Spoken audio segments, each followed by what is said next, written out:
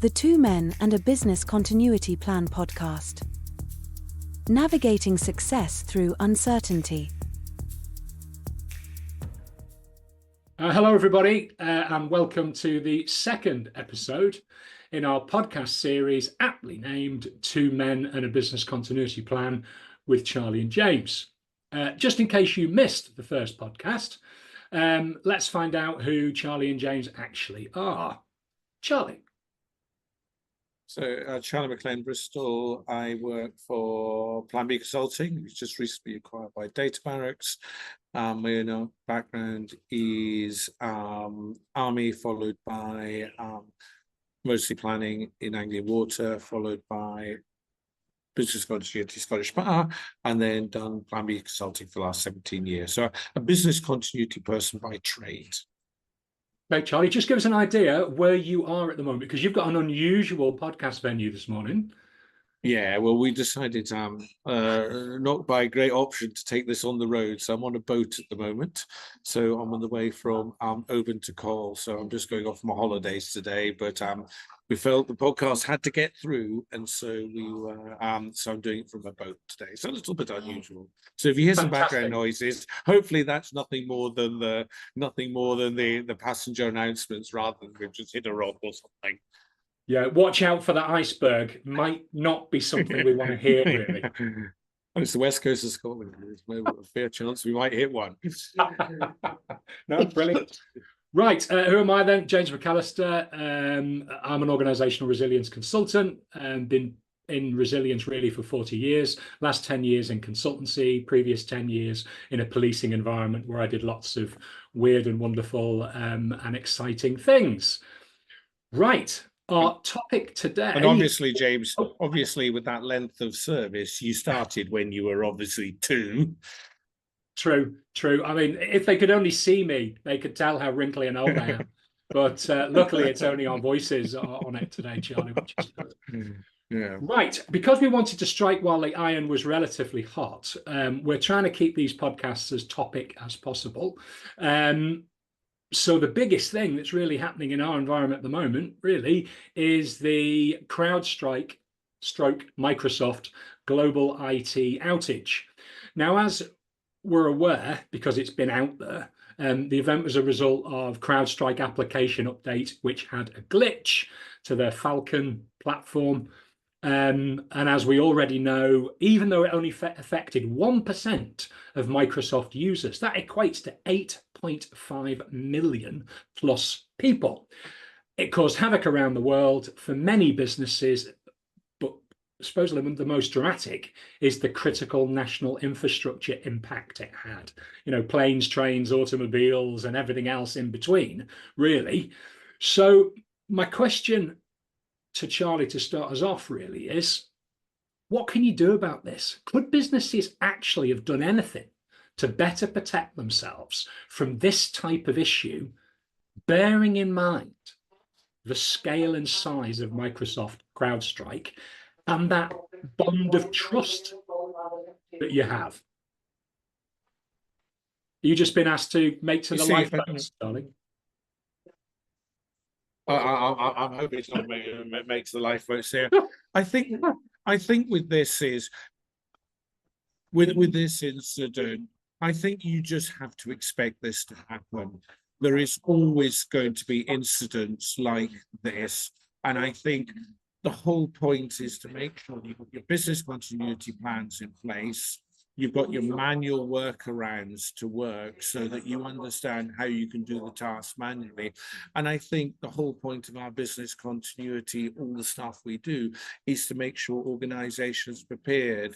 If I can get a little academic on you, that this is all about close coupling. We build systems internally, we build systems externally, and we put layer upon layer upon layer of complexity on them, and we build new systems on top of old systems. No one person has an overview of the system. No one really understands how the system interacts, and it's all fine as long as it works. But then you throw one glitch into it, domino effect, and the system comes down, and we all go wring our hands and say, how do we let that happen? But I think this is a factor, this is a fact of life, and we're just going to have to put up with it. So we're going to have our business continuity plans in place for dealing with it. I don't know if that's your saying, Thor. Is this inevitable? We just had to put up with it. Yeah, I mean, having read a lot of articles before this, I'll just give you some of the things because they agree with you. The trade-off is the statistical probability of a screw up versus the probability of a zero-day compromise. I quite like that one. I'd rather deal with the recovery from product down than encrypted and data compromised. A software glitch breaking the entire company at once was so far down the list of probable disaster scenarios, it didn't merit any serious attention in DR planning, because that links beautifully really to your DR and workarounds. Now, I don't know if you found in your career, I work with companies that think business continuity is returning to where they were before business continuity happened and nothing in between. And I know when I'm working with my clients, I talk about business continuity is first aid. I fall over and badly gash my knee. You as a business continuity person come along, sit me down, sort my knee out, stick a plaster on it, and say, right, you can hobble for a bit, but you've still got to go to A&E, you've still got an MRI scan, you've still got 6 weeks potentially of physiotherapy before you get back to full operating procedures.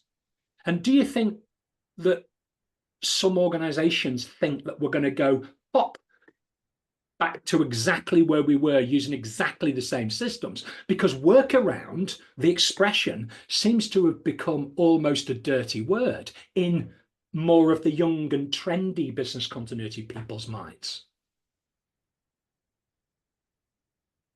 I think there's a whole load of stuff you've touched on there.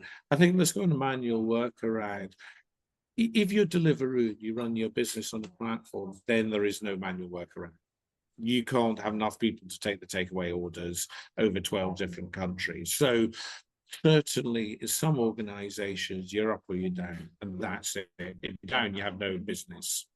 So I think that is one of the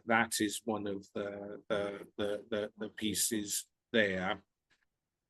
Charlie, next thing I want to talk about is crisis communications.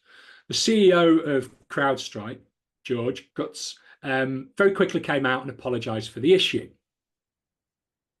However, how do you think they actually dealt with that? Because I'll give you sort of an early view of my perspective.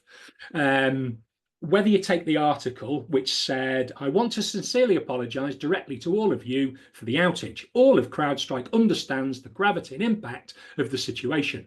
And then it went into what they did about it. Now, I think it was a bit of a, yes, soz, and then push on. But he's been praised by some cyber magazines for how quickly he apologized. I mean, I'm sorry, that's a little bit of a, I'll cause the world to collapse. It's a little bit like the financial collapse of 2008. Sorry, let's push on. I don't know what you think. I mean, the interview he did with Sky News, dry throat, didn't really appear to be very sorry at all, blamed the complexity of the cybersecurity, appeared to downplay the whole thing. I mean, I know you do an awful lot around crisis communications, as I do. Do you think that was a really throwing yourself on your sword? And do you think there was empathy and a real apology there? I mean, it's a little bit like going back to the 1970s when politicians would go, well, yes, sorry isn't really the issue. What the issue is, and away you go on a different tangent. To me, right, yeah, I think the issue here for me is to say, I was just remarkably impressed how quickly they turned this around. If you think about it, they turned this around over 2 or 3 hours. A less prepared organization, I got contact, less prepared organization was still faffing around trying to work out whether it was their problem, not their problem, what happened, what they did. So I think they need to be praised for turning that around very, very quickly and getting the information out there. I think they also need to be praised. At least the CEO realised they need to be involved now. You had to be maybe quite thick-skinned if you think, 8.5 million of your customers are not affected by the incident. But I think he knew that he had to apologize and get out there and lead out front. He didn't stick a lesser minion out there. He stuck himself out there, understanding the gravity of the situation. So maybe it could have been a bit smoother. Maybe the words could be a bit better. But I think, it could have been a lot worse. If you look at TravelX, it took the TravelX guy 19 days to put together something and to say sorry to his customers, whereas they were on day 3, sort of 4 or 5 of our time. So maybe they had a bit more time. And you think that's the States, so he'll be in his bed when all this kicked off in Australia and stuff like that. So yeah, I think it's easy for us to criticize, but I think in the grand picture, I'll give him sort of 3, 4 out of 5. I won't give 5 out of 5, but I think maybe you give him more 2 out of 5. I'm not even going to give him 2. I mean, he dropped the ball when he was with McAfee. He's done the same thing when he was the CTO, the chief technical officer for McAfee back in 2000 and whatever it was. I think it was 8 or something like that. He didn't. It's not the same thing, but he did the same thing. The impact was still the same. It caused a global IT outage. And I know we're talking here about appealing to the customers, but when I'm doing my stuff around crisis management, I prefer what his actual CTO said. His CTO is an ex-FBI guy who did like 1 million years in the FBI, including protection. He was like the boss of the FBI for years. On Friday, though, we failed. The past 2 days have been the most challenging 48 hours for me over my 12-year career with CrowdStrike. The confidence we built in drips over the years was lost in buckets within hours, and it was like a gut punch. It pales into comparison to the pain we've caused our customers and our partners. We let the very people down we committed to protect, and to say we're devastated is a huge understatement. Now, my God, that made the hairs on my arms stand up. I'm believing this guy. I'm listening to this guy and I'm going, that's an apology. Yeah. Yes, I think you're right on that one, but I think there's a couple of other things in play here. Really, crisis comms becomes an issue when it becomes days after days after days, and you still haven't apologized. If you think of the Thomas Cook, when they killed that family, or the 2 children were killed in the chalet, it took them 10 years to apologize and admit responsibility.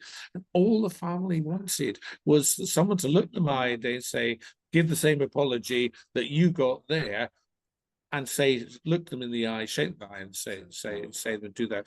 I think there's an interesting contrast between, I don't know if you saw the interview with the lady from the Secret Service who was in charge of when Trump got oh my God, assassinated. Awful. That was a car crash, but you see that, and there was I was listening to a podcast of that this morning, and they were talking about the Secret Service is very secret, don't like telling anybody anything. So culturally, that they say nothing. But again, it was a car crash. And the woman just tell me, yes or no, are you a man? She was asked yes or no, wasn't she? And she said, well, I think I would have to look into that to work out whether or not I am actually the director of the secret. It was ridiculous. Just say yes or no. Exactly. And she was awful. It's also so understand. I think this thing with the CrowdStrike thing is the biggest thing, but I think it will very, very quickly move on from that. There's no lasting. Of course, within an organization, there's a long tail of incidents there, and I know there's still people out there playing with computers doing the stuff, but I think people will put this down to it'll be another thing of for the history books. I don't think it has really been a long-lasting. It hasn't caused the damage like the NotPetya and the WannaCry and some of those other sort of multiple glitches. You rebooted your computer and you got it back up. I was also impressed with how quickly they got that patch out. You know, that was hours later. You know, you'd have taken weeks and months to organize it, analyze and analyze it. So I think they did a pretty good job, personally. Yeah, I mean, I think the fact that they have a lovely relationship with Microsoft, and the fact that both of these world powerhouses of IT got their heads together and went, because if you remember initially, because when I first heard of it, it was all Microsoft. It was the Microsoft global IT outage. Yeah. And then suddenly it was like, whoa, hang on, it's CrowdStrike. And a lot of people had never heard of CrowdStrike. And then CrowdStrike sort of started, but people are still linking that because you can't, as you know, in crisis comms, you can't blame your third parties, can you? I mean, well, you can, but it's a bit of a downward slope. So I don't think they blamed, but I think they probably put pressure on good old George to out himself with the apology, to go, wasn't Microsoft, actually it's us, and then explain it. And I think that is the sort of power of that. And I think you are right. In an incredibly complex world, I think people maybe are a little bit more forgiving. I can't believe today, because I've known you a really long time, and you have either mellowed, or you are the nicest man in the world, or Microsoft is bankrolling you somewhere because you're being incredibly lovely about CrowdStrike. You do know they're doing a navigation system on your ferry this morning. You do know that it's CrowdStrike, you were doing the cyber protection on that. Yeah. I think if they paid me off, I wouldn't be sitting in Karl Marx and have my own yacht. But I do think there's another piece here that we're also forgetting about, is about the business model of CrowdStrike. You put in CrowdStrike because you need to have, your viruses on your machines there, and you have to think about these incidents. What is the stickiness of your customers? How difficult it is for your customers to lift and shift and go to another provider? And I would suspect in this thing it will be huge effort. You need to take out your existing system. You need to get out your contract, which is probably pretty well written. You need to then go and find another provider. You need to do all the testing. You need to do costing. Other providers may actually think, oh, well, I'll put prices up because they might come to me. So I think it is difficult I think CrowdStrike will not lose a lot of customers. I've never known. Remember the SolarWinds a while ago, where they done the hack through the patching software, yeah, and a whole load of stuff across the. Hello. Yep, we've got you. You're a little bit patchy because you're probably going a little bit further away from the mainland. But keep going, Charlie. Oh, hello, we're back. Oh, you are back. Yeah, you were just saying about yeah, I'm back. Yeah. Yeah. So to come back onto that point about SolarWinds, you need to keep bobbing around so as I can keep see that because they right. If I'm coming around to SolarWinds, if you think about SolarWinds, that was the biggest hack in history. And I wonder how many customers are still with the SolarWinds system, because it's really difficult to then go and find another system as good as that to go there.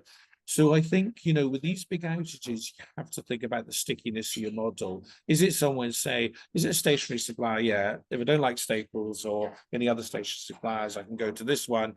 They give us the same stuff, but it's all the same. It's very effortless. In this one, it's really hard work, lots of effort, money to change. So they might, when the renewal comes out, you ask a diff scan.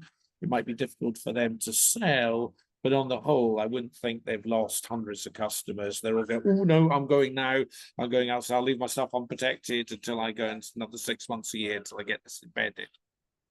Yeah, I think looking at the comments on some blogs around this, there's definitely the devil you know rather than the devil you don't know, and the difficulties with any software of when you're in, getting out and going somewhere else, and all the procurement and pre-qualification and the seamless exchange, which they always say there's a seamless change, but as we know, there never is a seamless change.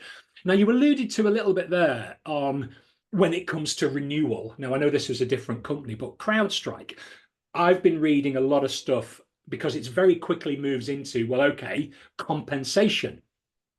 class action has been mentioned.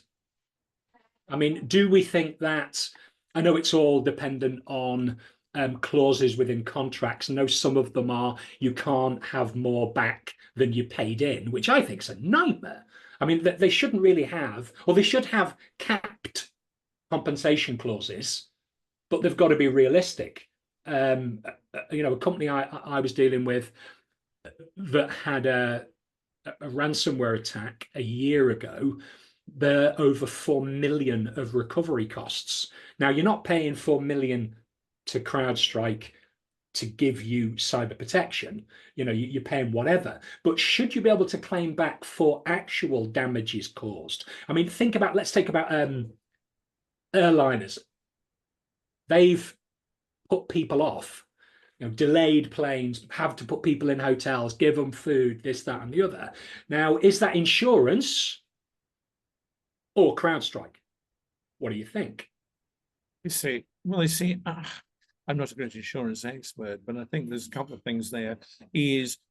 I did hear some mentions of people trying to get this on their cyber insurance, extra cost of working. Though it's not a cyber attack, it was an incident there. I think in the end, I'm sure IT outages, you might find that in terms of it's 9.5% outage, so they might get away with it. I think if you're running an airline where you're running any sort of business, you're going to have to accept, you're going to have glitches, you're going to have downtime, and you need to build that into your costs.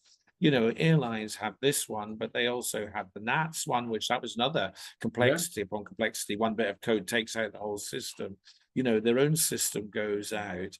I think you just have to say it's a cost of business. Really? Yes, of course. I'm sure.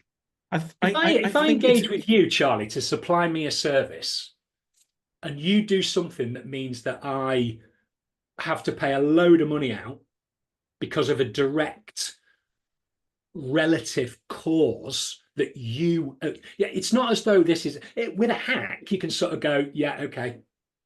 But this is a company that maybe didn't do enough pre-release testing that have then caused you to lose money.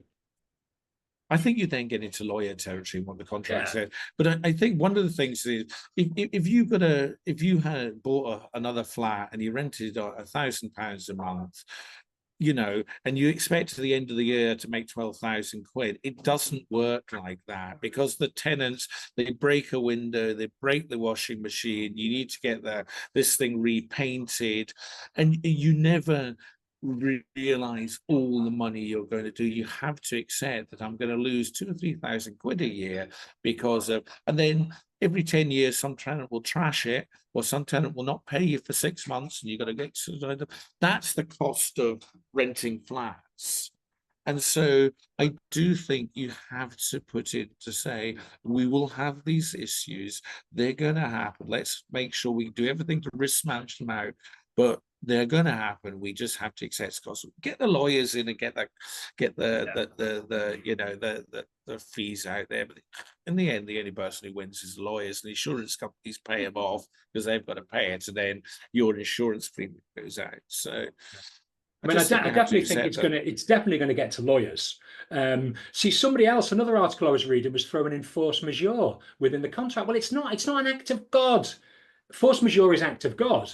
Riot, treason, war, those kind of things, coups. I'm sorry, just because they made a software glitch, how on earth can it be force majeure? So I think it's going to be really interesting going forward. But if I was the insurance company, I'd be going, you're not on. This isn't a cyber.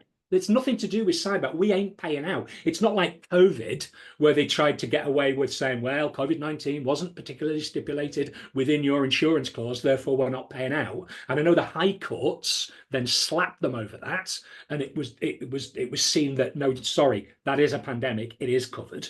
But I think in this case, it's going to be interesting within the contracts to see, certainly going forward. I've already spoken to a couple of my clients and said, have a look at your contracts with your third parties, because operational resilience, as we know, is the big thing.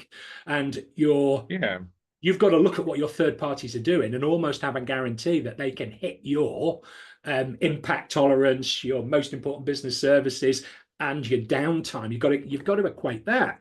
This is a really good example of you're certainly going to breach those timescales in this Maybe, maybe example. not, because it's 9.95, 10% downtime.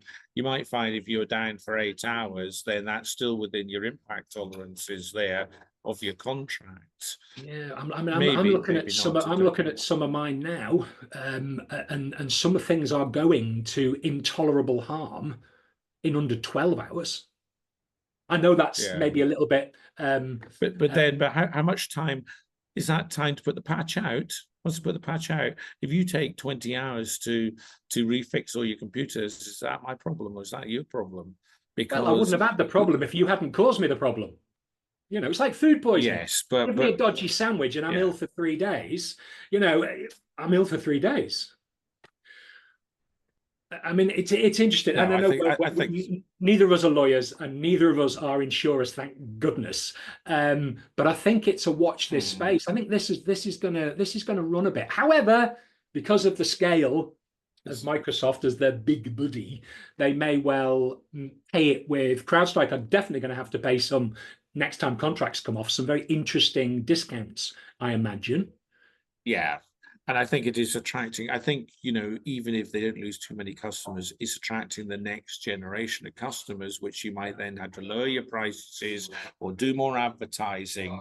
And that's often, you know, when you get these incidents where you annoy your customers, that you have that is one of the hidden costs of incidents, is the extra advertising, the extra work to get yourself back up to where you were and to keep the business going forward.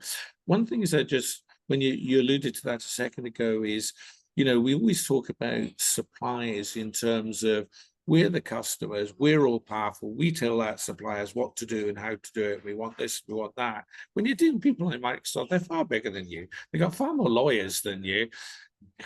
If they don't really like you, can just say, I don't like your company. I was going to Big swear dog, there. little dog. I'm taking, don't have any software. I'll not sell it to you. You can't use it. Yeah. There you are. You just annoy me. And it would take an awfully long time BCI. for enough of your customers to get annoyed that it would actually show an impact in your revenue. Yeah, and BCI did that with a few people. I was always, this is kind of side off the topic, you know, I was proud of them where people annoyed them enough times and they just said, right, we don't win you a member any longer. And so, you know, there is an imbalance of power with customers. You know, if you're meant to do in business continuity, all your supplier staff and, you know, are you going to send a questionnaire to Salesforce, Microsoft? Please give me a copy of your business continuity plan. Please give, you know, they know that we need to do that, so they put all that stuff on the website. But I would like you to change this RTO because it doesn't quite suit me. No, Charlie, you can have what you're given. If you don't like it, go elsewhere. And I think that's you have to remember that the balance of power with suppliers. A small supplier, yeah. If it's a big supplier, the power is with them, not you, even though you're the customer. Absolutely, yeah. Brilliant. Could we maybe circle back around that conversation about just workarounds? What your thoughts on workarounds? We talked a little bit just on that workarounds. You've got to have workarounds. I think you've got to have considered workarounds. There's nothing wrong with saying we have no workarounds, but these companies who just go, no, we would wait until we get IT back. And I'm always going, well, it's not coming back. It's not coming back for 72 hours. What are you going to do? I think the airports have slightly learned with this one is that although they couldn't get planes off for whatever reasons, they had the floor walkers out there.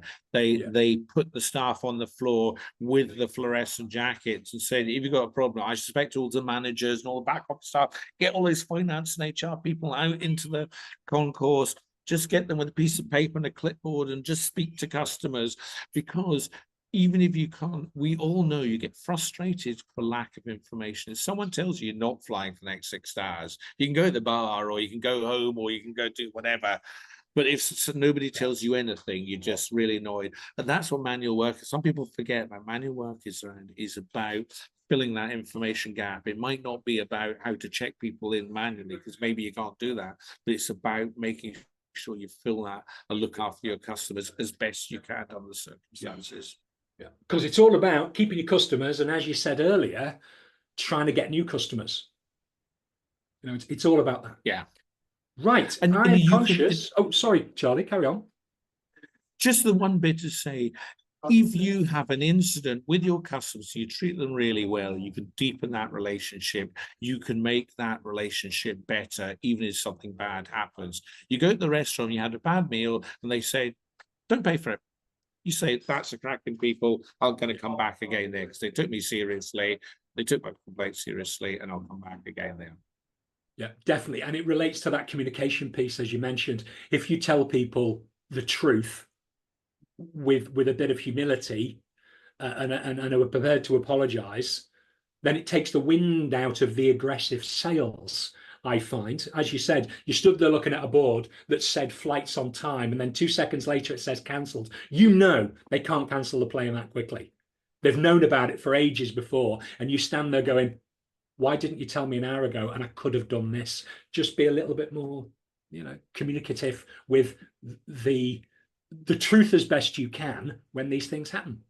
So, another brilliant episode.